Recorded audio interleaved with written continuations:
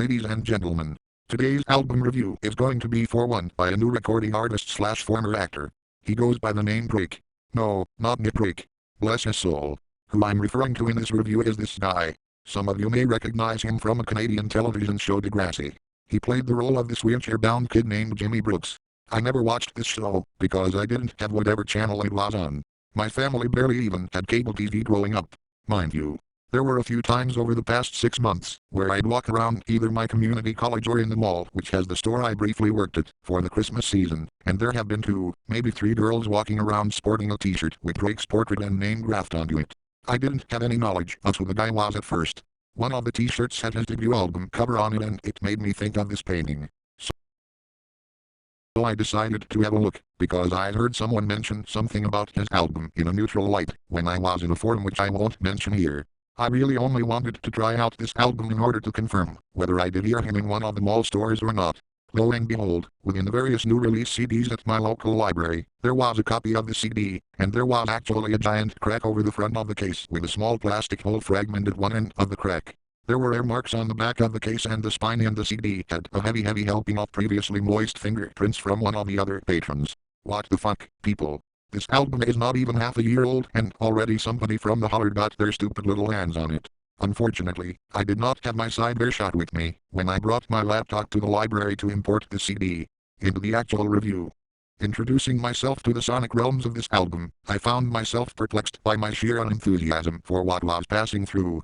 I looked the guy up a little more and saw that he has been fairly popular lately, much like Eminem.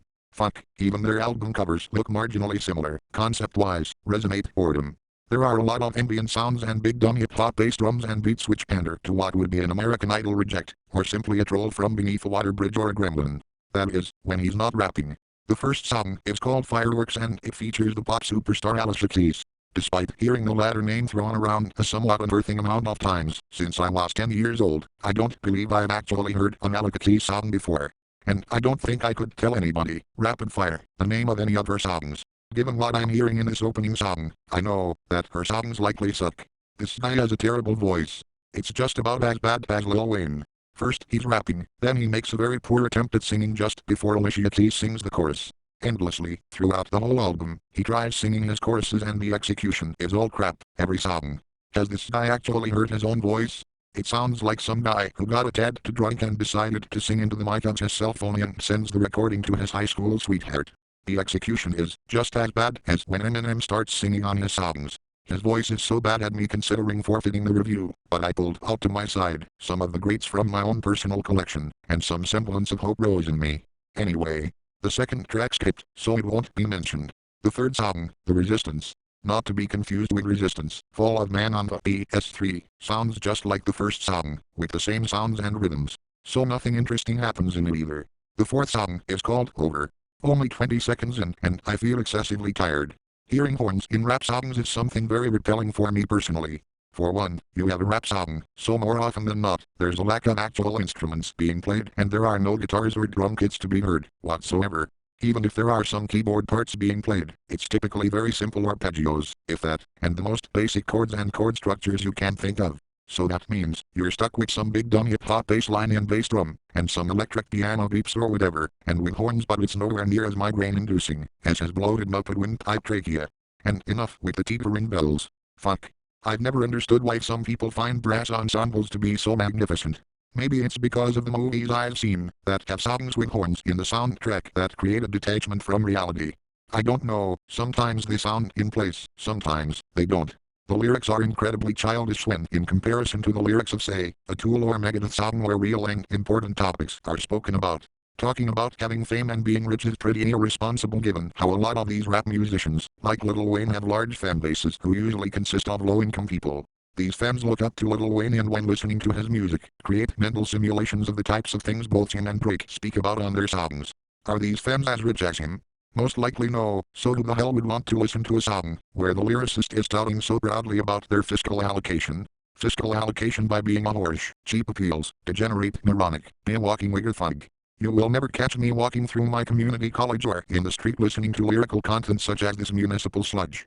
The song Up All Night presents itself as if there's something interesting to behold with those fake string ensemble chords, but it's nothing but a tumbleweed of the first 5 horrors.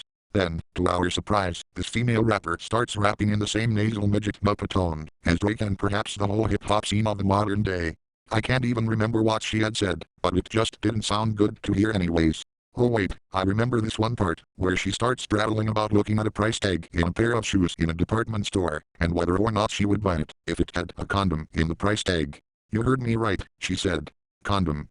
On the price tag. What the fuck? What's this cunt's IQ? She doesn't sound very intelligent no matter what comes out of her mouth, and you can even hear her giggling over herself, claiming nobody would look at a price tag. What? You don't look at price tags? Maybe your whorish ass should just walk into any store and shop blindfolded, because that's pretty much what whores do in their day-to-day life anyways. After the song, half-baked video game music loop fades away, I'm left unable to comprehend what this piece of shit song was even about. Fancy is the song that comes after Up All Night. It starts with a bunch of crap and this one squealing noise that loops throughout the whole song. All I can say is that it's about a hooker in some city. I don't even hear the guy Drake in the mic at this point, which is really strange. I thought this was his album. The chorus from the beginning repeats several times, ad nauseum. Then he begins singing again halfway into the song, and all I can think of is all the singers in the world who aren't getting paid for being a better singer than this Drake fuckhead. There's nothing memorable about this song either. This marks the halfway point of the album, and it's already the most boring album that I've ever reviewed. The sound is so lethargic and uninterested. There's no energy to be found anywhere, but I persist, because I'm a masochist. There's a song called Shut It Down, which apparently lasts an eternity. The whole thing is absolute crap and I can't bring myself to mention any redeeming qualities of it. I thought this is supposed to be a rap album. Why is he singing R&B? Terribly. Miss Me could be the worst song of them all. It's just him bragging about unearned excess income. The trumpets are irritating. Then there's the intermittent drunk shower singing diarrhea. There's even Lil Wayne, and my throat feels like Drano was poured into it. I can't even understand what he's trying to say. The structure of the song is so baffling. Why does Drake rap in the first half, and then Lil Wayne rap for the other half? Is Lil Wayne serious when he opens his mouth?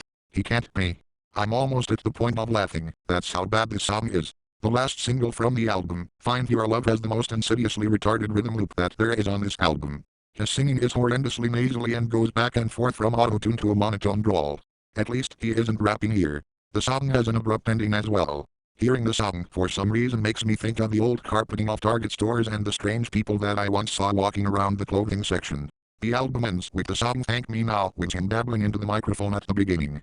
And then there's a verse where he repeats the word nigger at every line. Once again, I don't know what the song is supposed to be about. What am I supposed to be thanking Drake for? A retarded album? The trudging slow beat and nearly absent melody are both colorless and out from the realms of music. Overall, as someone who doesn't like rap music, I can say that I've never been so bored by a hip-hop album. It's just about as bad as that Soulja Boy shit that everyone at school was forfeiting their IQ points for to do that dance to back in 2007. It's like the sound was constructed so it could be played while you're trying to fall asleep at night.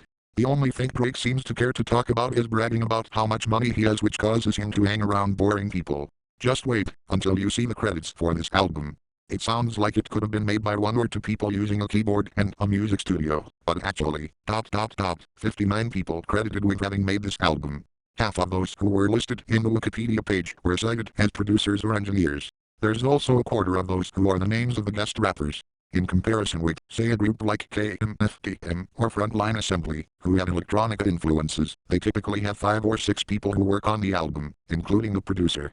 That makes this album seem like this former Degrassi Fruit Loop look like he's being babied. So there you have it, one more addition for the Insomnia Clinic, and the masses have just gotten stupider. Drake's Thank Me Later is a splatter of shit vomit.